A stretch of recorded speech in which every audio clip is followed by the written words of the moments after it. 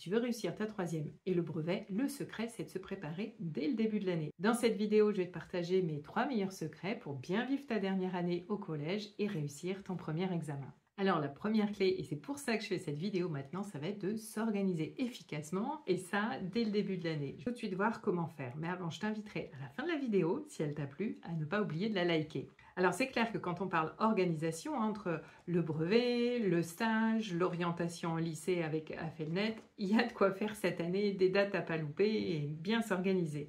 D'ailleurs je serais curieuse de savoir qu'est-ce qui te stresse le plus parmi tout ça, le brevet, le stage, l'orientation au lycée, un peu les trois, rien du tout.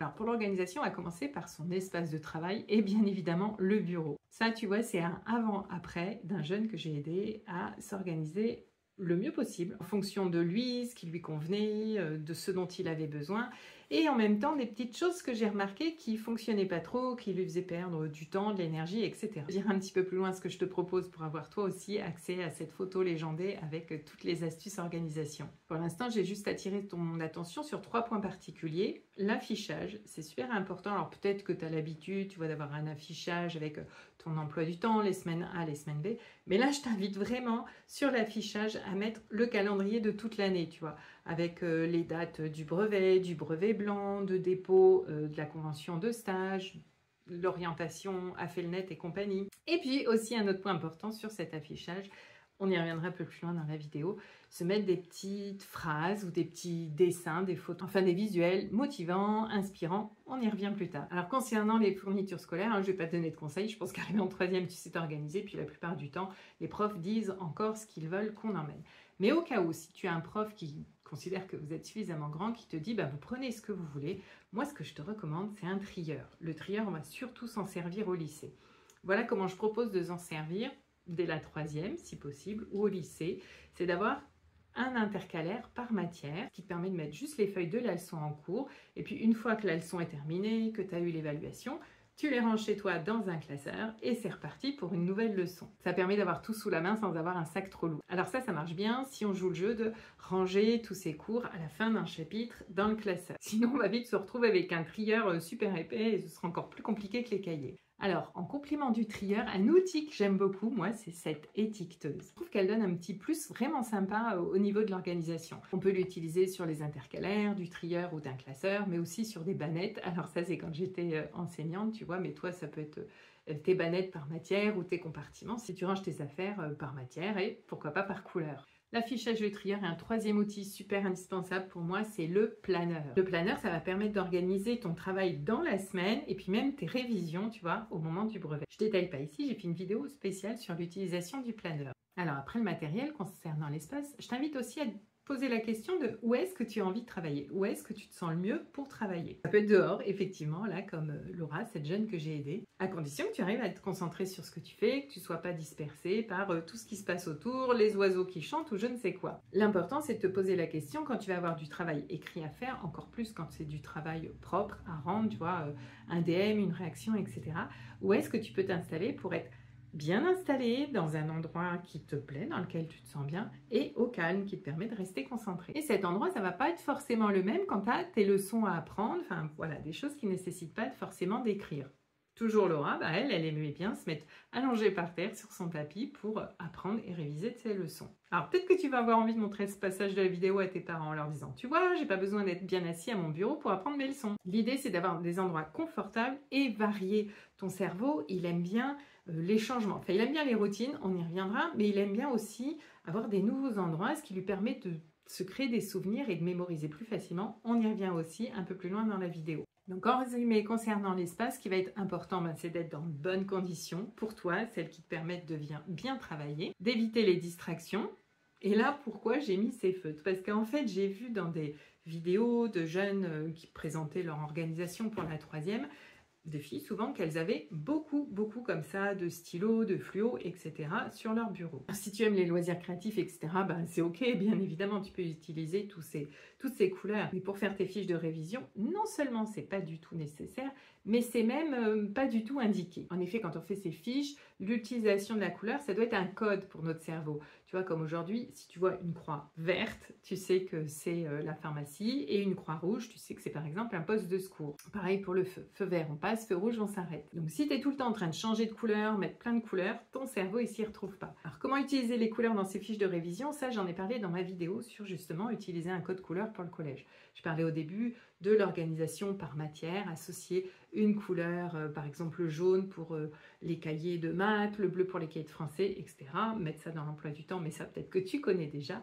Là, ce que j'aimerais t'inviter, c'est à aller regarder cette vidéo pour la partie sur les fiches, comment utiliser un code couleur pour les fiches de révision. Alors je te mets le lien ici, puis je te le mettrai aussi en fin de vidéo, tous les liens qui seront utiles pour ton année de 3e. Et puis je te l'ai dit un petit peu rapidement tout à l'heure, sous forme d'humour, en disant tu vas montrer une partie de cette vidéo à tes parents. Ce qui va être important, ça va être de discuter avec eux pour vous mettre d'accord, qu'ils ne te prennent pas la tête toute l'année, qu'ils ne soient pas inquiets de si tu es allongé par terre, est-ce que tu révises bien, etc. Et en même temps, ils te connaissent bien, donc ils savent aussi ce qui est susceptible de te déconcentrer. Alors, on a vu l'organisation du matériel, de l'espace, il nous reste l'organisation du temps. Et on va commencer tout de suite avec le temps de la soirée. Alors, ce qui est important, là aussi, tu vas peut-être partager ça à tes parents, c'est de commencer ta soirée par un temps de décompression. Tu vas passer beaucoup de temps au collège, tu ne vas pas te mettre à tes devoirs tout de suite, tu as besoin de ton corps, ton esprit, enfin ton cœur, tout a besoin de récupérer, de décompresser un petit peu. Alors là, justement, j'ai mis une photo d'un jeune avec son... Alors, dans les familles que j'ai aidées, moi j'ai vu de tout. J'ai vu des jeunes, au début de l'accompagnement, on avait mis ça en place, ce petit temps de décompression autour des écrans, parce que pour lui, c'était impossible de lâcher ça tout de suite. Il a fallu qu'on mette en place plusieurs choses avant qu'il puisse se passer de ce moment avec les écrans avant de débuter les devoirs. Pour d'autres, ils étaient conscients dès le début que ça allait complètement les déconcentrer. Et enfin, j'en ai vu aussi pour qui vivaient très bien ce petit temps, ces 20 minutes, sur les écrans, et qui pouvaient après lâcher ça sans souci et passer aux devoirs. Je t'avoue que c'était quand même plus rare. Je dis que les écrans, ça peut être possible, voire même une bonne idée, c'est que peut-être tu as vécu dans ta journée des moments un peu stressants, un peu compliqués, etc.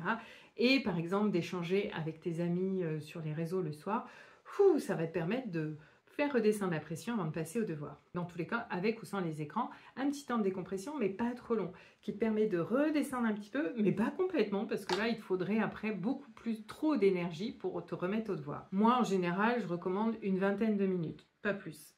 Et puis on peut aussi considérer que ce moment il a été fait pendant ton chemin de retour, que ce soit dans les transports ou quand tu rentres à pied à la maison. Ça va vraiment dépendre aussi. Si dans le bus tu te sens pas bien, tu es du genre à te faire embêter, etc. On va pas considérer que c'est un temps de décompression. Par contre, si c'est le moment où du coup tu t'amuses, tu t'éclates avec tes amis, ben oui. Et pareil pour le retour à pied. Alors le deuxième point important concernant les soirées, celui-là va peut-être te faire moins plaisir, c'est d'être régulier dans ton travail. N'attends pas d'être arrivé au bout du chapitre, le jour de l'évaluation, la veille de l'évaluation ou 2 jours avant quand ton prof te dit qu'il va y avoir une évaluation pour te mettre à réviser. Ton cerveau, on va y revenir un petit peu plus loin dans la vidéo, il a besoin de répétition, de répéter pour bien mettre en mémoire ce qu'il a à apprendre. Donc n'attends pas le dernier moment. Et puis pareil pour les DM, les choses comme ça, tu risquerais de te sentir vite débordé, dépassé si tu t'y prends pas à l'avance en faisant un petit peu chaque jour. C'est là que le planeur va avoir toute son utilité d'organiser comme ça un petit peu chaque jour. Ce qui fait que le soir, après ton moment de décompression, quand tu te mets à réviser, tu regardes ton agenda, ton ENT, Pronote, École Directe, etc. pour être sûr de rien oublier. Des fois, il y a des choses qui sont que d'un côté ou de l'autre. Et tu regardes aussi ton planeur, ce que tu avais prévu ce jour-là. Après les soirées, passons à la semaine. Et on va commencer aussi, c'est un petit peu en lien avec cette idée de planeur, tu vois, mais dans le planeur, tu vas marquer par exemple si tu as un DM de maths à rendre dans 15 jours, tu vas mettre quand est-ce que tu commences, tu fais l'exercice 1, 2, ou quand est-ce que tu fais le brouillon et quand est-ce que tu recopies au propre, ça dépend vraiment de chacun. Là, tu vois, l'organisation sur la semaine, ça va être plus de manière régulière. Qu'est-ce qu'on fait tous les lundis soirs? Qu'est-ce qu'on fait tous les mardis soirs? Etc. Dans l'exemple de jeune que j'ai accompagné, il avait marqué toutes les leçons parce qu'il avait tendance à oublier qu'il y avait des leçons à réviser et à faire uniquement les exercices qui étaient marqués sur Pronote et dans son agenda. Je ne sais pas si tu as vu, il a mis le sac de sport aussi le mardi soir. Ah oui, là, ce qui est sur cette fiche, c'est tout ce qu'on fait. Ce n'est pas les heures de la journée, c'est tout ce qu'on fait le lundi soir, le mardi soir, le mercredi après-midi, etc. Donc, il avait mis son sac de sport le mardi soir parce qu'il avait tendance à l'oublier ou à le prendre vite fait le mercredi matin au moment de partir, puis à pas vérifier si tout était OK dedans. Donc on l'avait rajouté à la routine du mardi soir. Un autre point important que tu vas peut-être aussi avoir envie de partager à tes parents, c'est de te laisser un jour de repos. Mais de repos complet. On fait pas de devoirs, mais on parle même pas d'école. Enfin, tu vois, le jour où vraiment ton cerveau est en mode repos. Et ça, tous les champions te le diront, un temps de repos, un temps de récupération est indispensable pour bien réussir. Donc avec ce jour de repos, la régularité dans ton travail est bien planifiée à l'avance ce qu'il y a à faire pour dans quelques temps, tu vas avoir des semaines super organisées qui vont te permettre d'être bien zen. Et puis on l'a dit, l'année de troisième, c'est aussi l'organisation sur l'année. Et la clé, ça va être l'anticipation. T'y prendre à l'avance. N'attends pas le dernier moment pour trouver ton stage. N'attends pas le dernier moment pour renvoyer la convention de stage. N'attends pas le dernier jour, les dernières heures pour te connecter à Felnet, ou le dispositif d'affectation en lycée.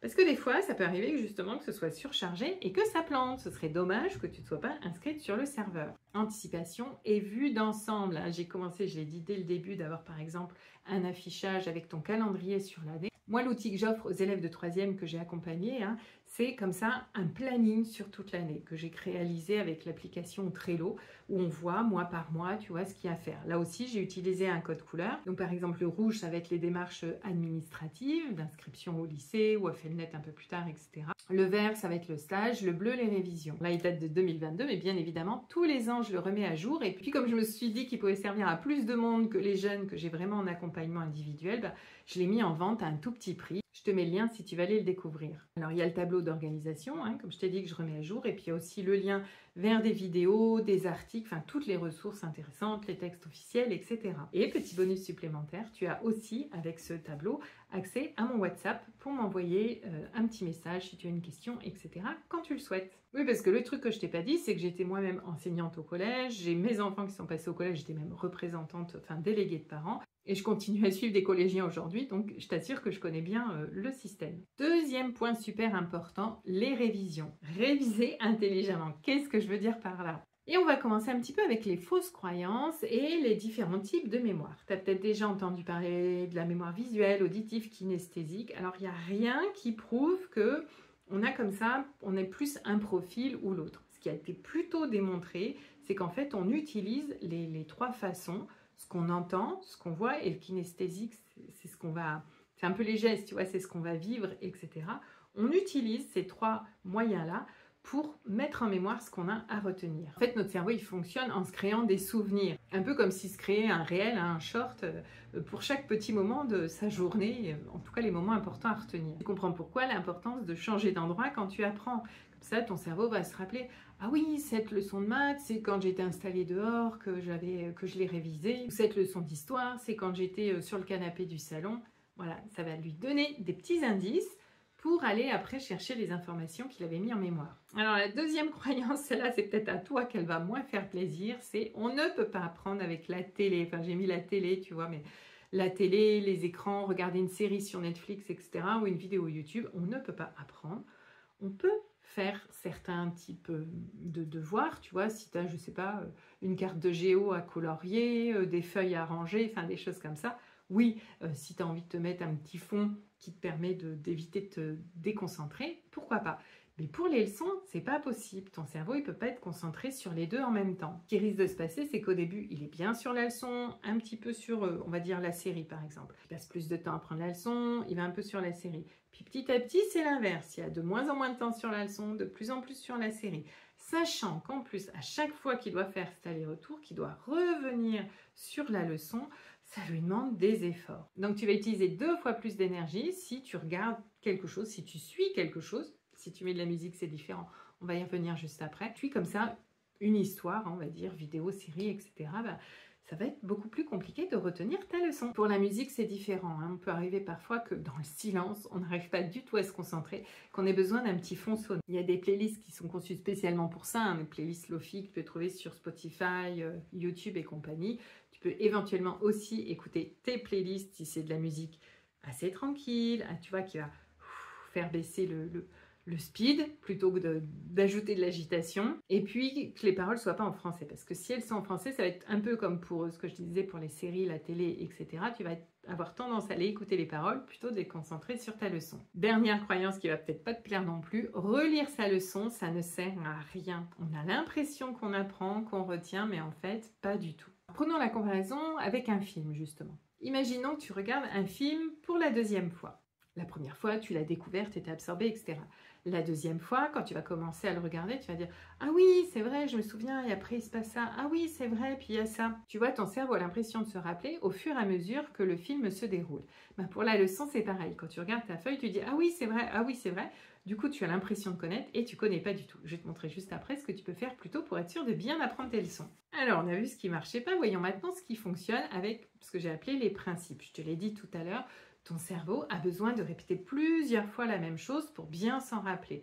J'ai aussi une petite vidéo là-dessus où j'explique vraiment concrètement tout ça. C'est un peu comme quand tu marches dans l'herbe. La première fois que tu passes, c'est compliqué.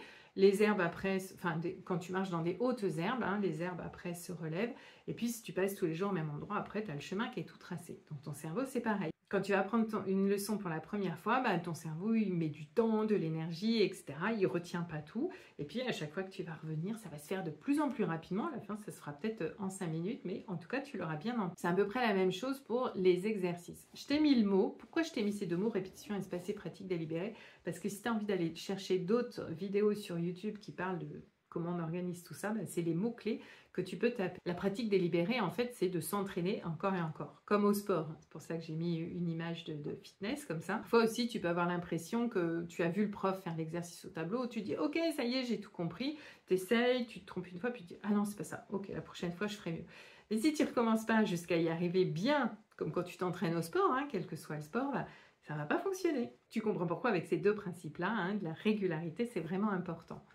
Alors je sais, à ce moment-là, il y a souvent des jeunes qui me disent « Ah, mais j'ai déjà suffisamment de devoirs, si je dois faire tout ça, je ne vais pas m'en sortir. » Ben non, parce que si justement tu montes un petit peu chaque jour, chaque marche de l'escalier, tu n'as pas à monter tout l'escalier, toute la leçon à prendre, tout le DM à faire, tout ça à prendre au dernier moment. Alors je sais, souvent quand je le dis, c'est pas facile à admettre, mais les jeunes qui ont bien voulu me faire confiance et tester tout ça, très peu de temps après, ils m'ont dit « Ah ouais, tu avais raison Karine, ça marche vraiment comme ça et j'y passe vraiment moins de temps. » Et puis alors pour les leçons, on a dit que si relire ça suffisait pas, qu'est-ce qu'il faut? Ça va être de répondre à des questions. Tu te poses ou tu demandes à quelqu'un de te poser des questions sur ta leçon. C'est vraiment ça qui va fonctionner et on va voir les outils que je te propose pour ça. Alors pour les répétitions espacées, ce qui marche bien, c'est les flashcards, soit des petites fiches papier. Alors tu vois là, c'est tout du matériel qui est vendu comme ça, mais tu peux te les fabriquer toi sur des fiches Bristol. Enfin, il y a plein de façons de se les faire. L'important, c'est qu'il y ait d'un côté la question, de l'autre la réponse. Ça marche bien pour tout ce qui est apprendre par cœur. Des définitions de vocabulaire, quelle que soit la matière, des dates, des noms de personnages, le premier empereur, ceci ou cela, des mots de vocabulaire en langue, même si les langues ne sont pas au brevet, mais comme il y a le contrôle continu, ça compte quand même. Et des verbes irréguliers, par exemple, aussi. Pour ce qui est de la pratique délibérée, tu l'as compris, c'est de faire des exercices, de s'entraîner. Alors, tu peux en trouver sur Internet. Il y a plusieurs sites, plusieurs chaînes qui proposent des exercices comme ça pour la troisième. Par exemple, en maths, tu as Yvan Monca. Je trouve son site, sa chaîne YouTube et son site très bien fait.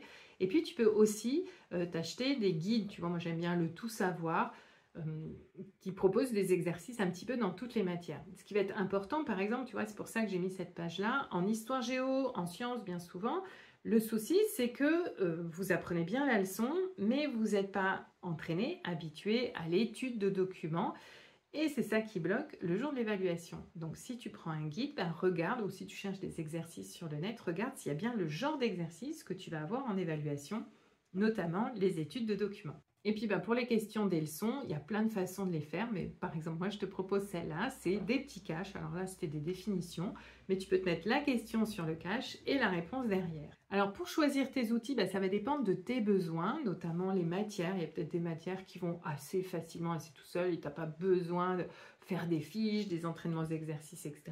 Pour d'autres, justement, tu vas peut-être te dire, souvent les parents qui me disent « Ouais, en histoire géo, ça ne marche pas trop », souvent c'est ça, c'est qu'il y a soit la leçon n'est pas bien apprise, soit l'étude de documents n'est pas bien réalisée, soit un petit peu des deux. On commence déjà par identifier les matières qui vont toutes seules, on peut dire, celles où tu as besoin de un peu travailler et celles où tu vas avoir besoin de mettre plus ton énergie, de beaucoup plus travailler. Après, l'autre point important aussi, c'est de te poser la question par rapport à l'apprentissage de la leçon. À quelle étape ça bloque? Est-ce que c'est au moment de comprendre la leçon? Je t'ai parlé de la chaîne d'Yvan Monca, tu vois par exemple en maths, si tu as du mal à comprendre des concepts de maths et que tu n'as pas envie de redemander à ton professeur ou personne pour t'aider, tu peux aller regarder cette chaîne-là. Il y a des chaînes qui fonctionnent pour toutes les matières. La deuxième étape, c'est plutôt, par exemple, tes parents ne jurent que par des fiches. Tu fais des fiches, puis tu as l'impression que ça ne te sert à rien. Ça veut dire que tu n'as pas construit les bons outils qui conviennent pour toi. Et puis enfin, peut-être là où ça pêche, c'est au niveau de la troisième étape, c'est-à-dire que tu as bien compris la leçon, tu as bien fait tes fiches, mais comme tu as fait au dernier moment ou que tu as révisé qu'une seule fois, que tu n'as pas fait ces fameuses fiches, ces fameuses répétitions espacées,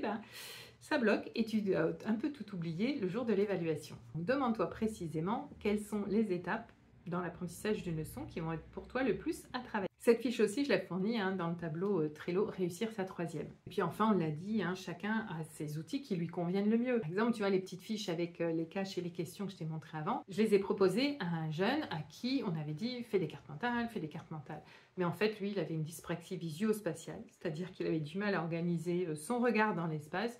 Donc, t'imagines bien que les cartes mentales, c'était pas du tout ce qui lui convenait et on avait trouvé cette petite technique des fiches avec les caches. Donc, vois ce qui te convient à toi. Si tu as besoin d'aide pour y voir plus clair sur ton fonctionnement, on peut aussi, tu demandes à tes parents, puis réserver une consultation tous les deux, une séance où je vais t'aider à y voir plus clair sur comment tu fonctionnes et du coup, quel outil tu peux utiliser.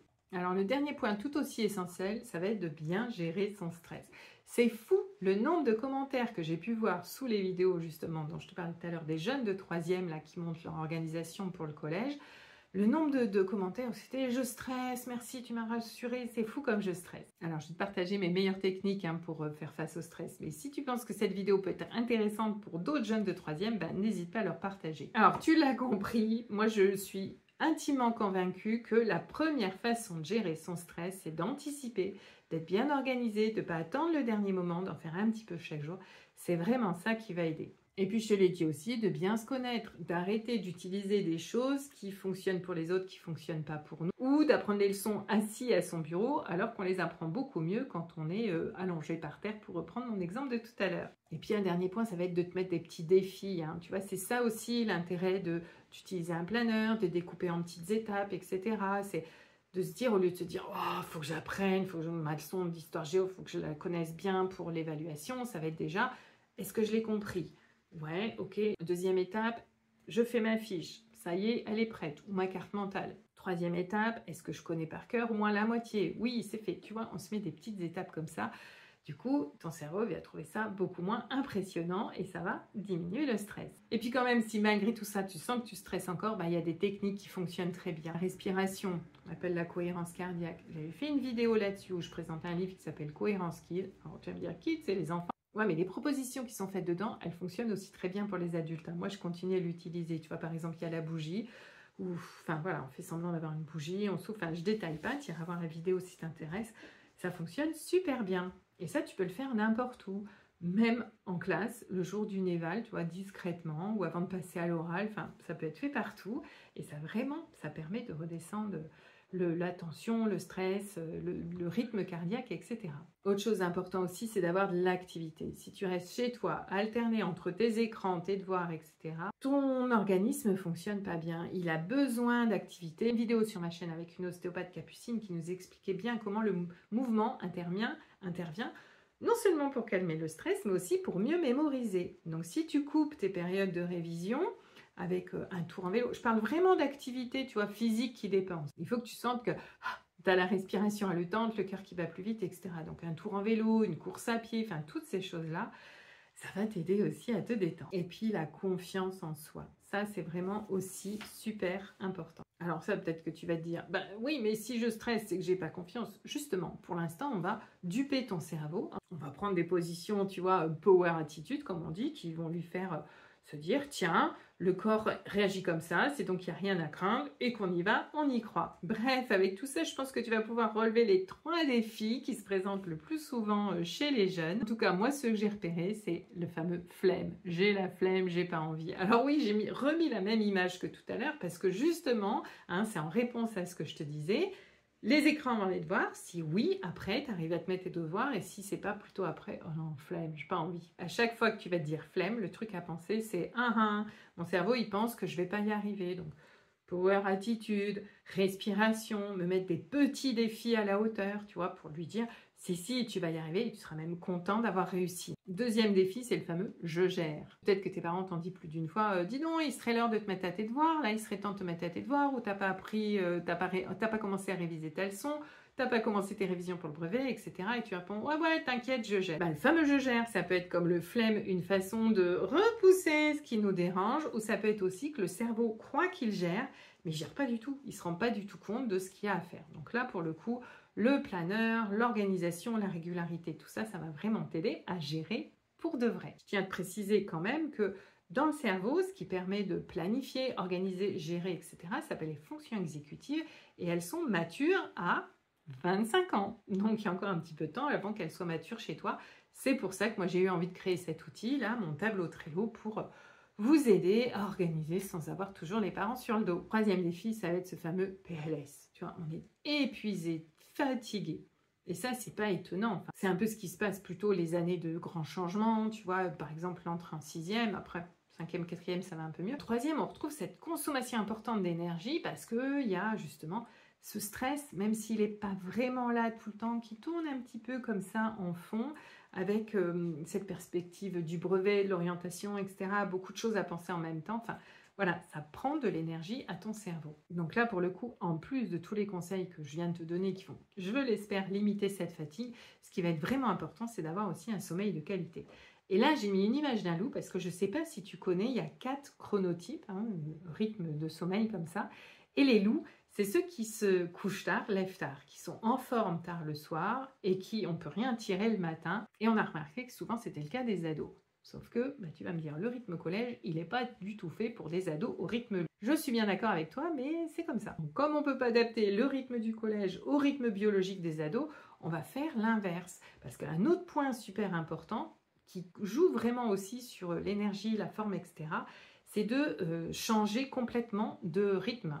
Tu vois, par exemple, si tu te couches, je ne sais pas, à 21h en semaine pour te lever à 7h et que le week-end, tu te couches à minuit, 1h pour te lever à 10, 11h, là, ton cerveau comme ton corps, ils sont complètement perdus et ils n'ont plus de repères. Le conseil, au moins pour cette année, c'est de garder le plus possible le même rythme. Alors, pendant les petites vacances, tu peux prendre la première semaine pour récupérer comme tu veux, faire la grasse mat, etc.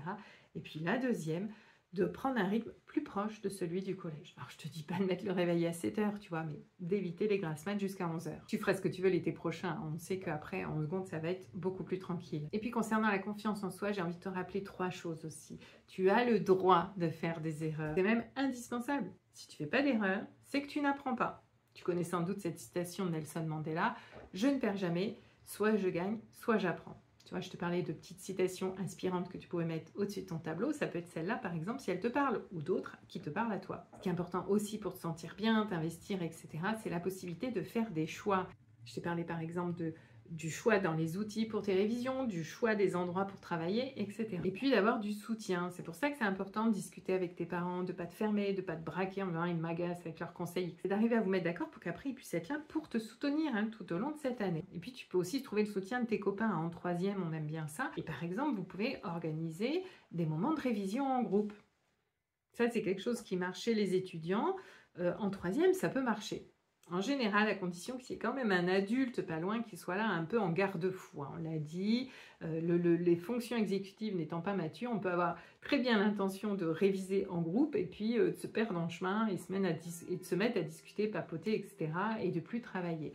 Donc ça va être important voilà, que quelqu'un soit là pour vous rappeler de vous y mettre. Et vous pouvez très bien utiliser la méthode Pomodoro.